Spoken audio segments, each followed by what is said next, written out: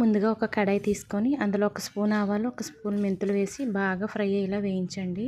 వేయించిన తర్వాత పక్కన పెట్టండి. ఒక పెద్ద సైజు టమాటాలు 6 తీసుకున్నానండి నేను. ఇప్పుడు మనం ముందుగా వేయించిన ఆవాలు, మెంతులు బాగా దంచండి పొడిలాగా. మనం ముందుగా తీసుకున్న టమోటా, పచ్చిమిర్చి కొంచెం ఆయిల్ వేసి వేడి చేసి బాగా వేయించండి. మీ రుచిని బట్టి పచ్చిమిర్చి తీసుకొని అడ్జస్ట్ చేసుకోండి.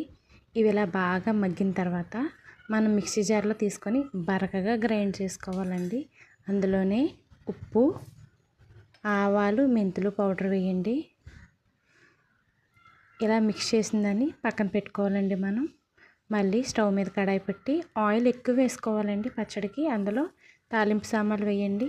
వెల్లుల్లి, ఎండుమిర్చి, కరివేపాకు వేసి బాగా వేయించండి. వేయించిన దాంట్లో ముందుగా మనం మిక్స్ చేసి పెట్టుకున్న టమాటా ప్యూరీని వేసి ఆయిల్ పైకి తేలి వరకు కూడా కలుపుతూనే ఉండాలండి. ఇలా కలిపిన తర్వాత చూడండి ఆయిల్ ఎలా పైకి తేలిందో. అంతేనండి, మన పచ్చడి అయిపోయింది. ఇది ఒక నెల రోజులు నిల్వ ఉంటుందండి.